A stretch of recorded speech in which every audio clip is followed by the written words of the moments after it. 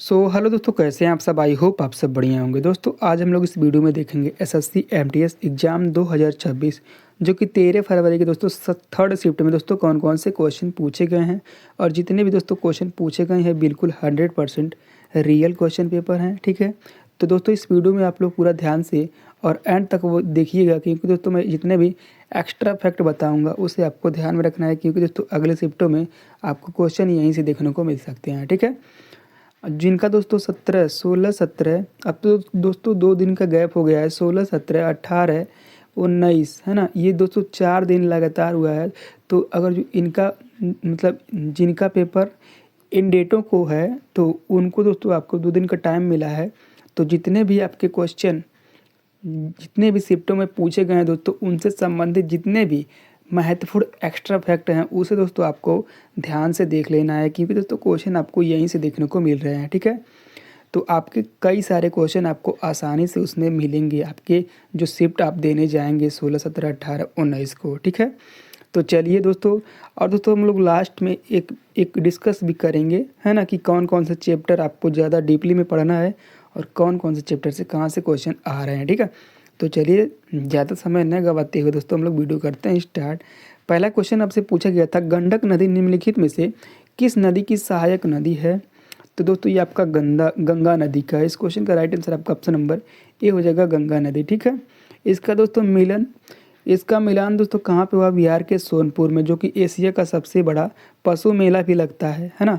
Asia का सबसे बड़ा पशु मेला कहाँ पे लगता है, तो बिहार के सोनपुर में लगता है। तो ये भी आपको ध्यान में रखना है। ठीक है, इसका प्राचीन नाम दोस्तों सदानीरा है ना, सदानीरा था किसका प्राचीन नाम, इसका प्राचीन नाम। ठीक है, इसका उद्गम स्थल दोस्तों न्यूबिन हिमालय ग्लेशियर से हुआ है ना। नेपाल में इसे नारायणी या सप्ता गंडकी, हाँ सप्ता गंडकी के नाम से भी जाना जाता है। ठीक है, तो ये भी फैक्ट आपको ध्यान में रखने हैं। चलिए, गंडक नदी से। ठीक है, चलिए अगला क्वेश्चन आपसे पूछा गया था, बौद्ध संगीति के संदर्भ में यंग नामक गायन शैली मुख्य रूप से किस क्षेत्र से संबंधित है। तो दोस्तों ये आपके तिब्बत से संबंधित है। इस क्वेश्चन का राइट आंसर आपका ऑप्शन नंबर बी हो जाएगा, तिब्बत। ठीक है दोस्तों, अगला क्वेश्चन आपका है, सार्क का अस्थायी सचिवालय कहाँ स्थित है। तो दोस्तों ये आपके काठमांडू यानी कि नेपाल के काठमांडू में है स्थित। इस क्वेश्चन का राइट आंसर आपका ऑप्शन नंबर सी हो जाएगा। ठीक है, सार्क का मुख्यालय ढाका यानी बांग्लादेश में है ना। चलिए दोस्तों, सार्क का फुल फॉर्म क्या होता है, तो south Asian association for regional corporation इसका फुल फॉर्म होता है। इसकी स्थापना 8 दिसंबर 1985 में ढाका में हुई थी। ये ढाका कहाँ है, बांग्लादेश की राजधानी है दोस्तों। और बांग्लादेश की मुद्रा क्या है, टका है। तो लगे हाथ इसे भी दोस्तों आपको ध्यान में रखना है। ठीक है दोस्तों, इसमें सदस्य देश कौन से थे, जो कि 8 देश थे। और ये आपका इंडिया, पाकिस्तान, बांग्लादेश, श्रीलंका, नेपाल, भूटान, मालदीव, अफगानिस्तान। 2007 में ये सभी देश जुड़े थे। ठीक है, सार्क में। ठीक है, तो ये भी दोस्तों आपको ध्यान में रखना है। पहला शिखर सम्मेलन ढाका में हुआ था 1985 में। चलिए अगला क्वेश्चन आपसे पूछा गया था दोस्तों, अंतर्राष्ट्रीय बास्केटबॉल की सर्वोच्च सानी, है ना, अंतर्राष्ट्रीय बास्केटबॉल की सर्वोच्च शासी निकाय कौन सी है, ये क्वेश्चन आपसे पूछा था। तो बताइएगा, ये दोस्तों फीबा है ना, फीबा। इस क्वेश्चन का राइट आंसर आपका ऑप्शन नंबर डी हो जाएगा दोस्तों, है ना, आपके ऑप्शन में दिया था। ठीक है, इसकी स्थापना 18 जून 1932 में कहाँ पे हुई, जिनेवा में हुई।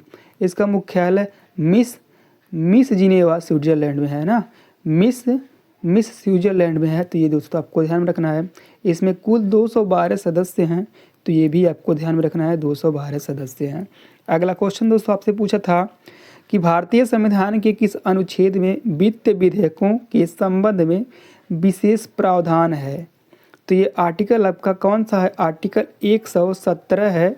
तो इस क्वेश्चन का राइट आंसर आपका ऑप्शन नंबर बी हो जाएगा। 112 दोस्तों आपका वित्त, ये बजट है दोस्तों। ठीक है, हाँ वित्त बजट कहने जा रहा था। ठीक, ये आपका 112 दोस्तों आपका बजट पेश करने का आर्टिकल है ना। ये वित्त मंत्री बजट 112 के अनुसार ही करती हैं। ठीक है, 110 दोस्तों आपका ये क्या है, ये आपका धन विधेयक है। क्या है, धन विधेयक है ये आपका आर्टिकल 110, ठीक है।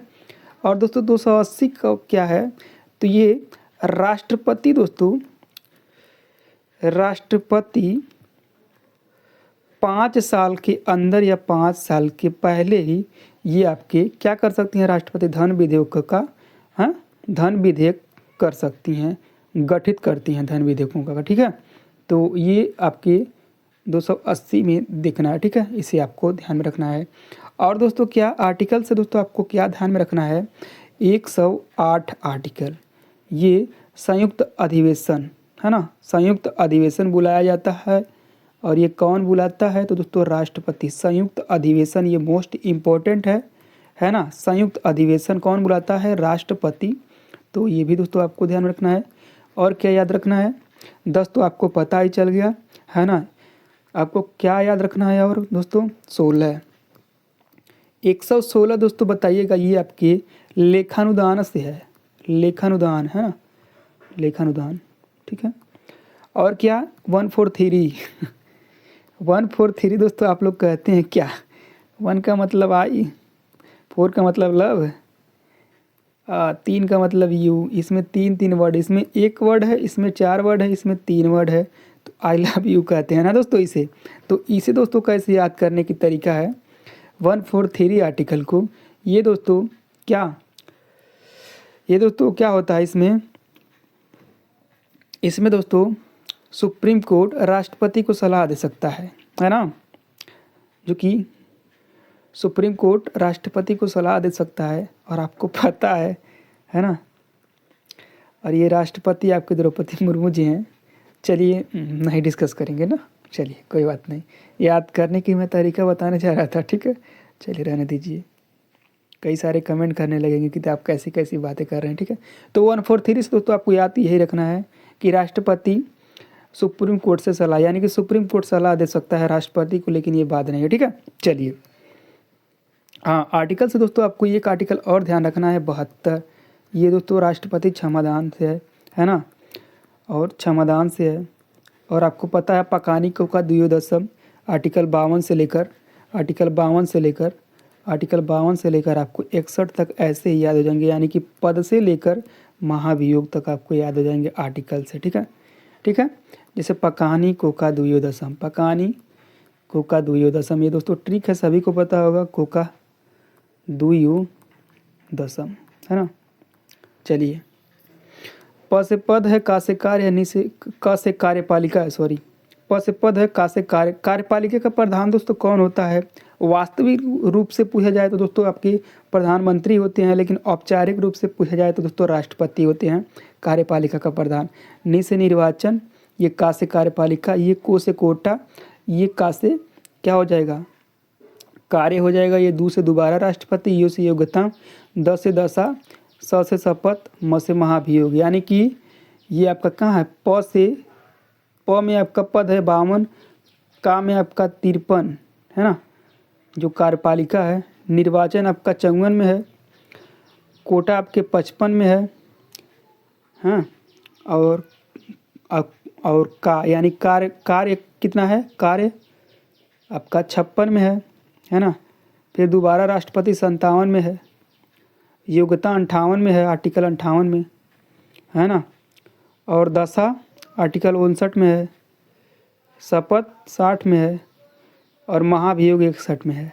तो ये दोस्तों आपको ध्यान में रख लेना है, इसे आपको याद कर लेना है। चलिए दोस्तों कुछ इनसे संबंधित महत्वपूर्ण हम एक्स्ट्रा फैक्ट देख लेते हैं। श्रेणी दोस्तों,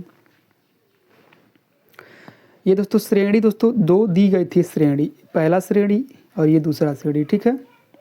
तो श्रेणी 1 के अनुसार अनुच्छेद 117 के 1 है ना, इसमें अनुच्छेद 110 के मामले के साथ अन्य समान कानून शामिल होते हैं। इस राष्ट्रपति की सिफारिश पर केवल लोकसभा में पेश किया जा सकता है, ठीक है। तो इसे राष्ट्रपति की सिफारिश पर केवल लोकसभा में पेश किया जाता है। श्रेणी 2 में दोस्तों क्या दिया गया था, श्रेणी 2 में दोस्तों है आपका अनुच्छेद 117 का 3, इसमें दोस्तों भारत की संचित निधि से व्यय शामिल होता है, और ये दोस्तों किसी भी सदन में पेश किया जा सकता है। तो ये सभी फैक्ट आपको ध्यान में रखना है। अगला क्वेश्चन आपका पूछा गया था दोस्तों छठी पंचवर्षीय योजना जो 1900 से 85 तक का मुख्य उद्देश्य क्या था, है ना। तो इसका गरीबी उन्मूलन था इसका मुख्य उद्देश्य। इस क्वेश्चन का राइट आंसर आपका ऑप्शन नंबर बी हो जाएगा दोस्तों। इससे दोस्तों आपको क्या ध्यान रखना है, इसका टारगेट एक ग्रोथ करने की टारगेट रखी गई थी कि 5.2%, लेकिन दोस्तों ये एक्चुअल ग्रोथ दोस्तों हो गई 5.7% दोस्तों। इसीलिए ये आपके छठी पंचवर्षीय से योजना से दोस्तों आपको ध्यान में रखना है, ठीक है। अगला क्वेश्चन दोस्तों आपसे पूछा गया था भारतीय राष्ट्रीय कांग्रेस के प्रथम अध्यक्ष कौन थे। तो ये दोस्तों कौन थे, वेमेश चंद्र बनर्जी थे, का ना, वेमेश चंद्र बनर्जी। इस क्वेश्चन का राइट आंसर आपका ऑप्शन नंबर सी हो जाएगा। अगला क्वेश्चन आपसे पूछा था भारत में विशेष आर्थिक क्षेत्र सेज नीति पहली बार किस वर्ष में शुरू की गई थी। तो ये आपका 2000 में की गई थी। इस क्वेश्चन का राइट आंसर आपका ऑप्शन नंबर डी हो जाएगा दोस्तों। इसकी घोषणा 2000 में की गई थी और ये अप्रैल 2000 में की गई थी, ठीक है, अप्रैल 2000 में। अधिनियम पारित ये दोस्तों मई 2005 में हुई थी इसका अधिनियम पारित, और ये 10 फरवरी 2006 को लागू हुआ था। तो ये भी आपको ध्यान में रखना है। अगला क्वेश्चन आपसे पूछा था कि प्राचीन भारत में हिरण्यगर्भ अनुष्ठान किसके लिए, यह किस उद्देश्य से किया जाता था। तो बताइएगा दोस्तों ये किस उद्देश्य से किया जाता था, है ना। तो दोस्तों ये आपका एक शासक के क्षत्रिय के रूप में पुनर्जन्म के लिए किया जाता है। इस क्वेश्चन का राइट आंसर आपका ऑप्शन नंबर ए हो जाएगा। क्या, एक शासक के क्षत्रिय के रूप में पुनर्जन्म के लिए, है ना। अगला क्वेश्चन आपका है IIS, है ना, क्या ISS कब बना था, है ना। ये क्वेश्चन आपका 1998 में राइट आंसर हो जाएगा। कब बना था, 1998 में, ठीक है। तो इस क्वेश्चन का राइट आंसर आपका ऑप्शन नंबर बी हो जाएगा। और ये क्वेश्चन रिपीटेड क्वेश्चन है ना। हिंदी तथा अन्य भारतीय भाषाओं का भाषाई सर्वेक्षण सबसे पहली बार कब शुरू हुआ था। तो ये 1894 में शुरू हुआ था, है ना। तो इसे दोस्तों आपको ध्यान में रखना है, 1894 में शुरू हुआ था। अगला क्वेश्चन दोस्तों आपसे पूछा था विश्व का एकमात्र महिलाओं द्वारा संचालित बाजार ईमा कैथाल कहाँ स्थित है। तो ये आपका कहाँ पे स्थित है, तो ये आपका इम्फाल में स्थित है, मणिपुर की राजधानी है, ठीक है। हाँ, मणिपुर की राजधानी है, ठीक है, ठीक है। मिजोरम का आइजोल है, ये भी दोस्तों आपको ध्यान रखना है। चलिए अगला क्वेश्चन दोस्तों पूछा गया था select the most appropriate antonym of the given word. Convince का दिया था। कन्विंस दोस्तों आपको पता होगा, है ना, ये मनाना होता है। कन्विंस का ये मतलब क्या, मनाना होता है ना। तो इस क्वेश्चन का राइट आंसर क्या हो जाएगा दोस्तों। तो इस क्वेश्चन का राइट आंसर आपका ऑप्शन नंबर बी हो जाएगा दोस्तों, प्रीस्यूड, है ना। तो इस क्वेश्चन का राइट आंसर आपका ऑप्शन नंबर क्या हो जाएगा, प्रीस्यूड, है ना। चलिए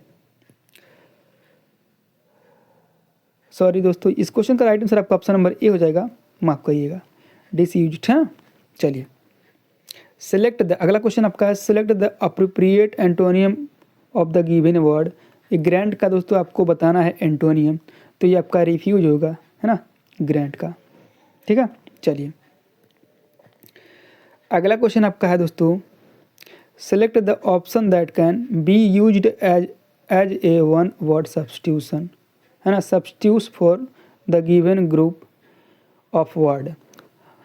ये आपका वर्ड दिया गया है one who works for free, मतलब कौन फ्री में काम करता है ना। तो इस क्वेश्चन का राइट आंसर क्या हो जाएगा दोस्तों, बताइएगा, ठीक है।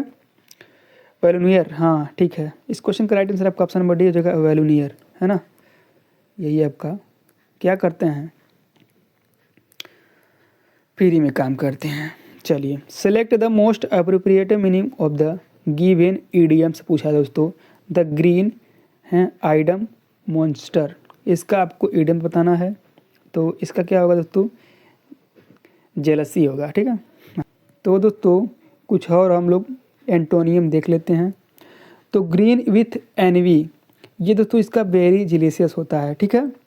और टू लुक ग्रीन, इसका दोस्तों एंटोनियम क्या होता है, टू लुक शिकली और नौसेनियस, ठीक है, नौसेनियस।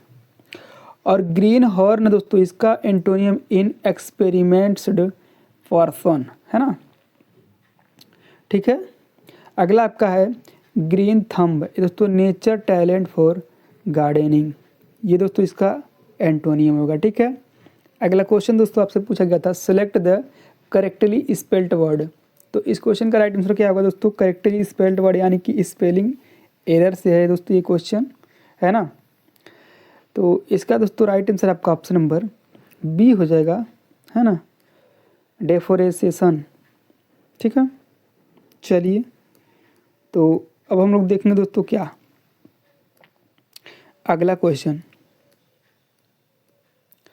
अगला क्वेश्चन दोस्तों आपसे पूछा था कौन सी कला शैली भारतीय और यूनानी ग्रीक शैलियों का मिश्रण है, तो ये गांधार कला है। इस क्वेश्चन का राइट आंसर आपका ऑप्शन नंबर सी हो जाएगा दोस्तों। अगला क्वेश्चन दोस्तों आपसे पूछा गया था थियाटू केरल का एक अनुष्ठानिक कला के रूप में है जो निम्नलिखित में से किस देवता को समर्पित है, तो ये भद्रकाली और अयप्या के देवता के लिए समर्पित है, भद्रकाली और अयप्या। ठीक है।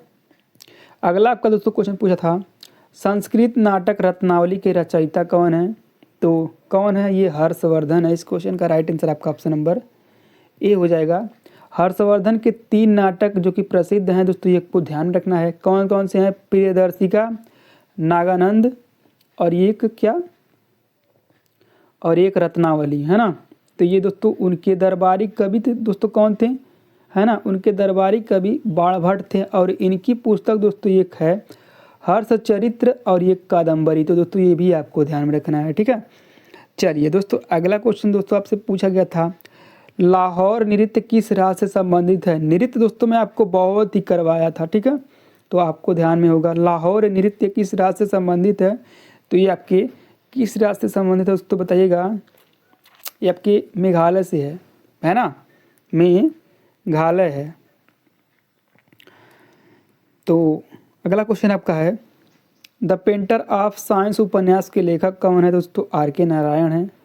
अगला क्वेश्चन दोस्तों आपसे पूछा गया था इसका प्रकाशन 1976 में हुआ था, ये भी दोस्तों आपको ध्यान रखना है। अगला क्वेश्चन दोस्तों आपसे पूछा गया था मुगल साम्राज्य के पतन के बाद किस राजपूत वंश का शासक को सर्वाधिक लाभ हुआ और उनकी शक्ति बढ़ी, है ना। तो दोस्तों वो कौन सा वंश था यही आपसे पूछ रहा है, तो बताइएगा। तो दोस्तों ये आपके कछवाह अजमेर जयपुर, क्या, कछवाह अजमेर जयपुर। इस क्वेश्चन का राइट आंसर आपका ऑप्शन नंबर डी हो जाएगा दोस्तों। चलिए, अगला क्वेश्चन दोस्तों आपसे पूछा गया था मानव शरीर का तापमान मापने के लिए किस यंत्र का प्रयोग किया जाता है, तो थर्मामीटर, ये सभी को पता होगा, इसमें कोई देरी नहीं किया होगा टिक करने में। ठीक है। आविष्कारक द्वारा गैलीलियो, है ना, ये दोस्तों थर्मास्कोप ये 1593 में हुआ था। और डेनियल ग्रेविसन फर्मेंट ये मरकरी थर्मामीटर ये कब हुआ था, ये आपका 1714 में हुआ था। अगला क्वेश्चन दोस्तों आपसे पूछा गया था कि मानव शरीर में धमनी रक्तचाप को मापने के लिए किस यंत्र का उपयोग किया जाता है, तो किस यंत्र का उपयोग किया जाता है बताइएगा। ऑप्शंस आपके सामने हैं। तो दोस्तों ये आपका स्फेग्मोमैनोमीटर, इस क्वेश्चन का राइट आंसर आपका ऑप्शन नंबर बी हो जाएगा। स्फेग्मोमैनोमीटर से मानव का रक्तचाप नापते हैं, है ना, जो कि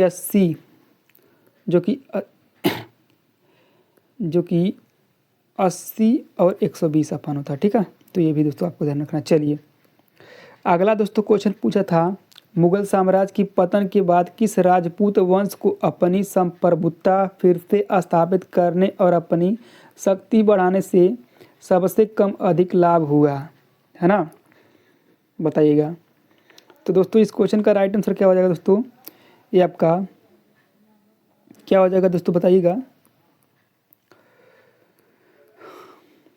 चलिए, तो ऑप्शंस आपकी स्क्रीन पर दोस्तों कछवाहा, अमर या राठौर मारवाड़ या सिसोदिया मेवाड़ या चौहान मेवाड़। तो इस क्वेश्चन का राइट आंसर आपका ऑप्शन नंबर सी हो जाएगा, सिसोदिया मेवाड़। ठीक है। अगला क्वेश्चन दोस्तों आपसे पूछा गया था बीज बुआई लुई नगाई नी मुख्य रूप से किस राज्य की नागा जनजाति द्वारा किया जाता है, बताइएगा अभी ये, है ना। तो ये किस जनजाति द्वारा किया जाता है बताइएगा दोस्तों। इस क्वेश्चन का राइट आंसर क्या होगा, तो दोस्तों ये आपका मणिपुर होगा। इस क्वेश्चन का राइट आंसर आपका मणिपुर। अगला क्वेश्चन आपसे पूछा गया था, भारत में साधारण बीमा व्यवसाय की राष्ट्रीयकरण किस तारीख से प्रभावित हुआ था? तो 1 जनवरी 1973 को ये प्रभावित हुआ था। अगला क्वेश्चन दोस्तों आपसे पूछा गया था कि किसी गतिशील वस्तु पर लगने वाले दर्पण बल की दिशा क्या होती है ना? तो ये दोस्तों गति की विपरीत दिशा होती है। इस क्वेश्चन का राइट आंसर आपका ऑप्शन नंबर बी हो जाएगा। अगला क्वेश्चन दोस्तों आपसे पूछा था, जमीन और पानी दोनों में रहने वाले जानवरों के लिए एक शब्द क्या है दोस्तों? उभयचर्य है ना? जमीन पानी में कौन रहता है? उभयचर्य यानी कि मेढक रहता है ना? मेढक।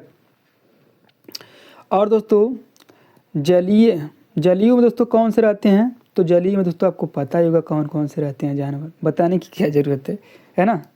जो जल में रहते हैं वही आपके जलीय में, ठीक है। और क्या है, स्थलीय में जो ज़मीन के ऊपर रहते हैं उन्हें कहा जाता है जानवर को, ठीक है। अगला दोस्तों से पूछा गया था, टोडा भाषा का संबंध किस परिवार के समूह से है?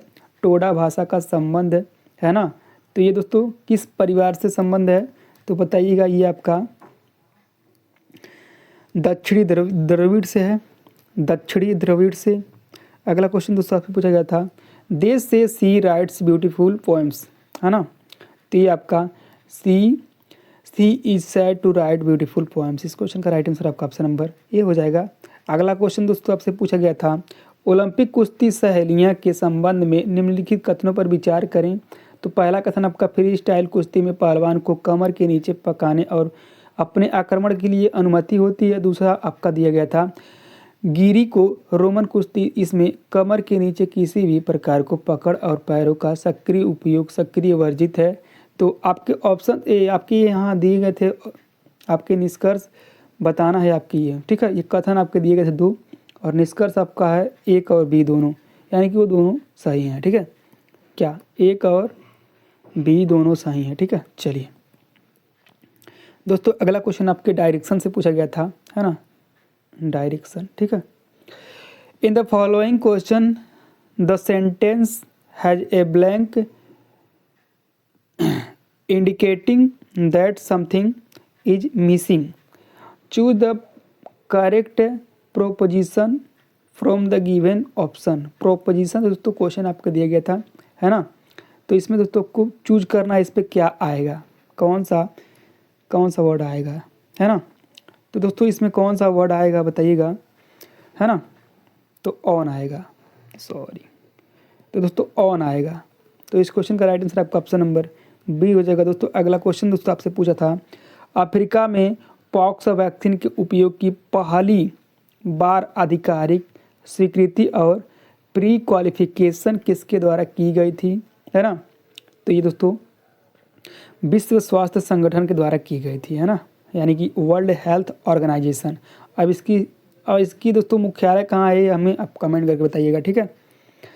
अगला क्वेश्चन दोस्तों आपका है, टोडा भाषा के संबंध में निम्नलिखित कथनों पर विचार करें।